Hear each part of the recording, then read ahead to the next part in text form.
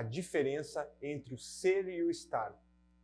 O português, todo mundo concorda que é uma língua bem complicada, cheia de regras e exceções para essas regras. Mas, ao mesmo tempo, ele é uma língua linda e super rica, com muitas possibilidades para a gente conseguir se comunicar com a nossa família ou com as pessoas de uma maneira geral de uma forma muito eficiente. E uma característica em especial do português que o diferencia, por exemplo, do inglês e do francês, o torna ainda mais interessante na educação das crianças. É a diferença entre o ser e o estar. O verbo ser é um verbo que dá sentido à existência e a características imutáveis da pessoa. Já o verbo estar está relacionado ao lugar e ao espaço, e também ao estado de uma pessoa.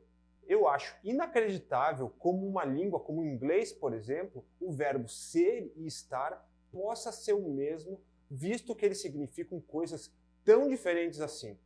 Sorte nossa que a gente educa em português.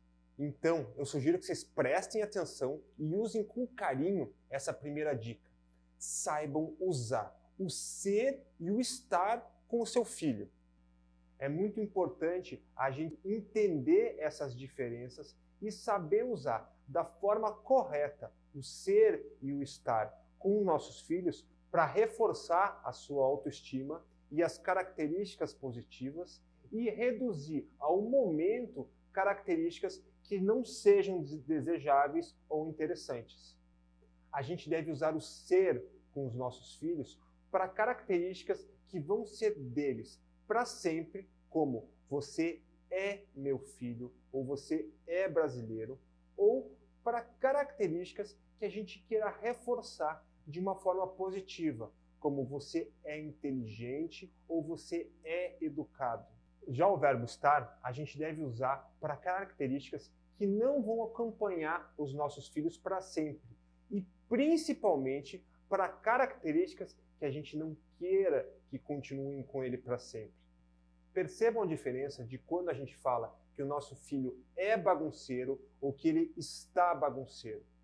Quando você diz que ele é bagunceiro, você está, de alguma forma, colocando nele uma característica que vai acompanhá-lo para o resto da vida. E a gente não quer isso. Já quando a gente fala que ele está bagunceiro, a gente está limitando aquela característica a um espaço pequeno de tempo e, ao mesmo tempo, dizendo que ele tem condições de transformar aquela característica no momento que ele quiser. A gente precisa ter sensibilidade e cuidado no uso dessas palavras e entender o poder que cada uma delas carrega dentro do seu significado.